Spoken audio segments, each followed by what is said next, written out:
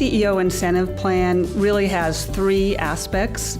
The first two are more typical incentive plans. The first one is short-term, which is a cash incentive plan, and the second one is focused on longer term, and that's the equity incentive plan.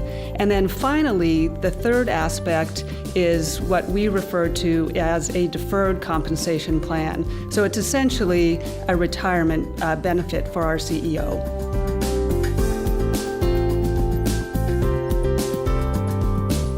For the 2013 compensation year, we've added a new metric, and that's our first metric, the most highly weighted metric, is assets per employee.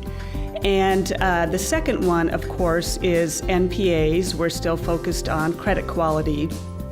The third one is NIM, our net interest margin, which is the metric that's really focused on profitability.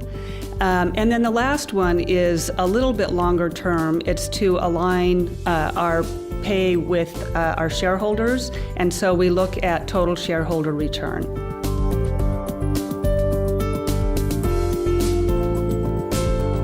We essentially have looked at two different peer groups. The first one is one that we have developed in consultation with our compensation consultant, and we would typically like to look at our peer group and refresh it every 3 years or so, but the industry has been changing so rapidly that we have ended up doing that every 2 years.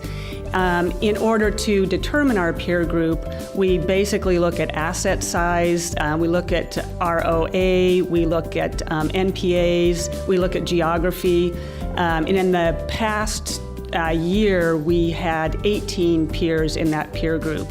The second peer group that we have looked at is the peer group that ISS has developed for us, and in this past proxy year, ISS and our peer group had a lot of overlap. They added 7 peers that we did not have, and they subtracted 2 peers that we had.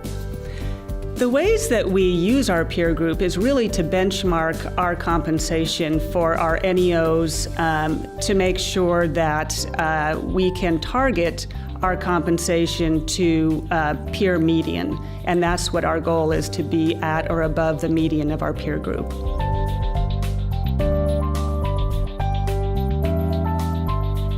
We do not defer pay or bonuses over time.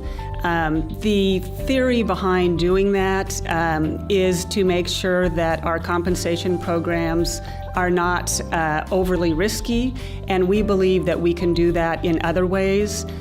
Some of our metrics are longer-term performance metrics. Our equity compensation plan is focused on longer term. We have our senior risk officer who analyzes all of our compensation programs for elements of risk, and we have not found that our plans have high elements of risk. So finally, we have a clawback policy for our incentive compensation plan, and we believe that with those 3 tools, we adequately monitor our plans for risk, and at this point have not felt that it's necessary for us to defer a part of our compensation.